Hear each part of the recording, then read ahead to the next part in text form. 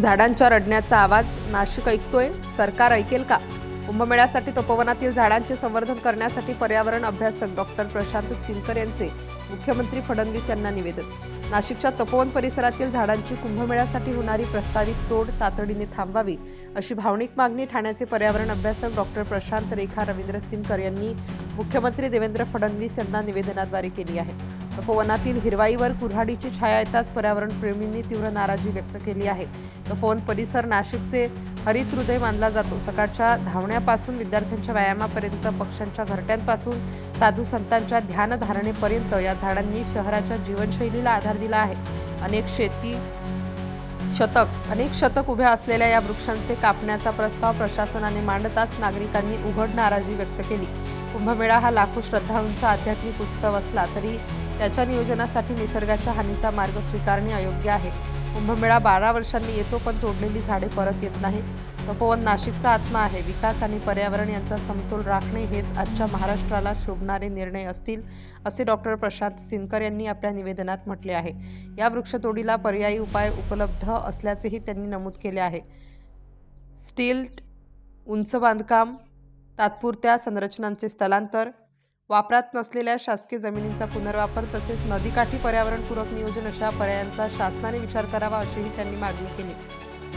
तपोवनातील झाडांच्या संरक्षणासाठी विविध पर्यावरणप्रेमी नागरिक संघटना आणि स्थानिक रहिवासी पुढे येत आहेत.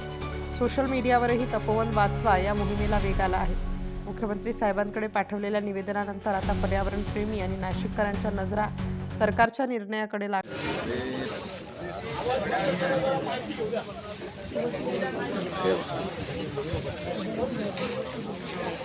सरकारला आली आता. मी तेच सांगत होतो ना अगोदर. नाशिककरांचा जो फोन वाचवण्यासाठी जो लढा उभा केला त्यांनी, झाडं वाचवण्यासाठी जो मनस्थिती दाखवली, सगळ्या संस्थांच्या वाचवणाऱ्या सगळ्या लोकांच्या बाजूने मी पूर्णपणे आहे. त्यांना आमचा पूर्ण पाठिंबा आहे. महाराष्ट्रातल्या सह्याद्री देवराईच्या आमचे जेवढे पण महाराष्ट्रातले सगळे लोक आहेत त्या सगळ्यांच्या वतीनं आमचा तुम्हाला पूर्णपणे पाठिंबा आहे. तपोवन वाचवा, नाशिक वाचवा. तपोवन वाचवा, नाशिक वाचवा.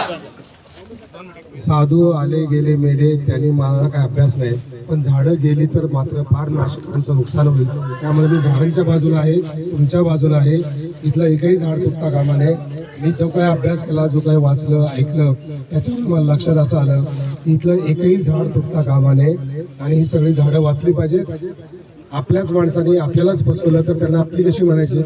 त्यामुळे शासन आपलं आहे का इंग्रजांचं राज्य आहे? तर आपल्याला नाही, झुडपाची, झाडाची आणि झाडांच्या वयाची व्याख्याच अजून माहिती नाही आहे. ही व्याख्या करणं अजून आपल्या महाराष्ट्र गव्हर्नमेंटला जमलेलंच नाही. भारतात जमलं की नाही मला माहिती नाही, पण आपल्या देशाचा राष्ट्रीय वृक्ष वड हा आपल्या देशात फक्त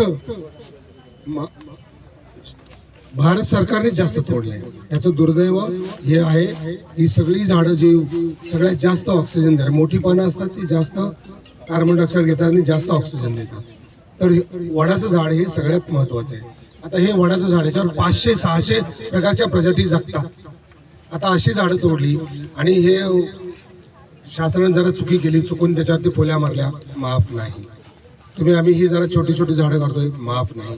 झाडाला आणि काशीत कुणी लावलं काय, लेरीसिडिया कुणी लावला काय आणि सुबाबळ कुणी लावली काय, ही यांचीच पाप आहेत. आता यांची म्हणजे ही आपलीच माणसं आहेत ना, पण आपल्याच भावाला किंवा याला झाडाच्या बाबतीत माफ नाही कोणीही. आणि महाराष्ट्रातल्या सगळ्या जिथं जिथं म्हणून झाड तुटलं जाईल त्या सगळ्यांना मी सांगतो की झाड तुटू देऊ नका. झाड म्हणजे आपलं आईबाप आहे.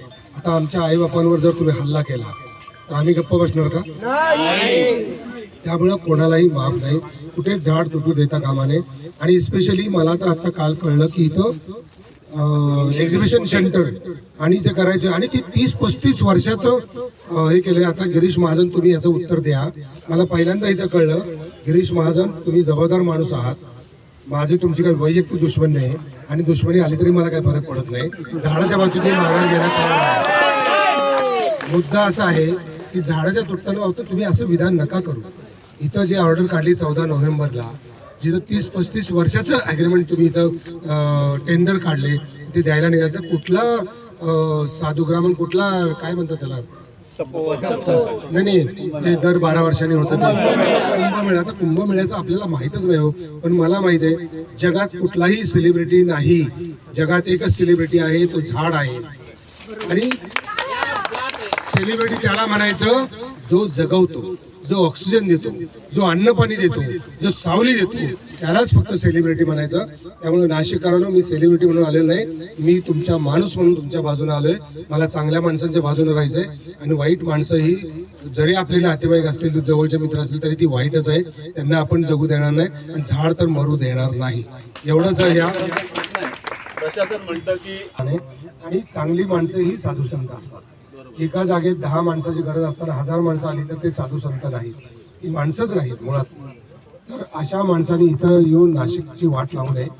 आणि नाशिकाच्या जे मला नाशिककरांना पूर्ण आव्हान आहे की आता जे लोक आले त्याच्या सगळ्या नाशिककरांनी आलं पाहिजे. इथं गवताची काडी पण उचलून देता कामा नये.